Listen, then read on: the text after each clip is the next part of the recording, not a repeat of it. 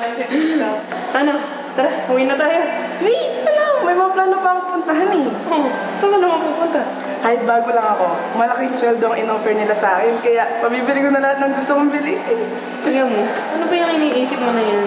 Ayaw mo munang isipin tulungan si tita, kaya na nga ng dalawa. Eh, basta obligasyon naman yun na pag-aralin ako ah. Tsaka ako naman naghihirap mag-aral. Ano ba yung pinagsasabi mo? Ah, basta, kung gusto mo, sama mo na lang ako. Tara, tara na kasi. Tara na. Tara na.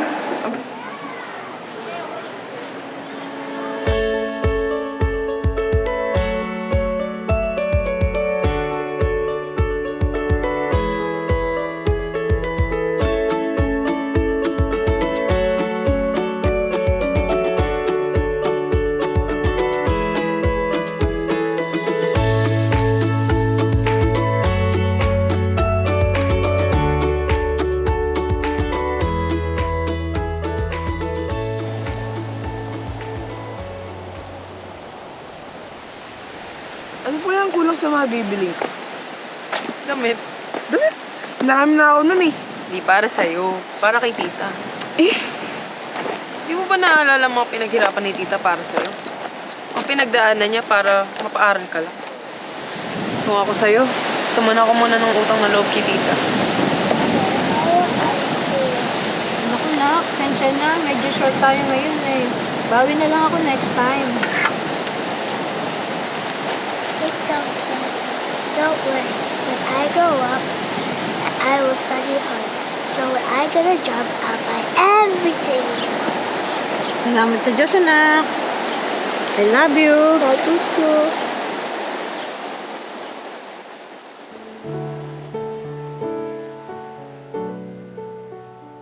Ma, mag-aaral akong mabuti para magkaroon tayo ng sariling bahay. salamat sa Diyos, anak. Lumaki ka lang na may takot sa Diyos ay okay na ako.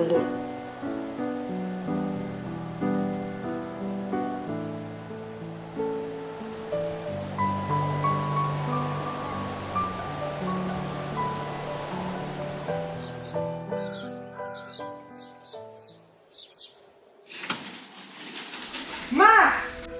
Ma! Ma, gising ma! Dito ako na ambulansya din! Ma! Ma!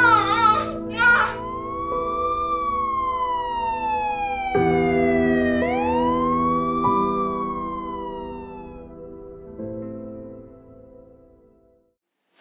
Ma, kamusta ka na? Mabuti na ako, anak. May good news ako sa'yo. Ano yun? Natanggap na ako sa trabaho. Matutupad ko na lahat ng mga pinangako ko sa'yo. Salamat sa Diyos.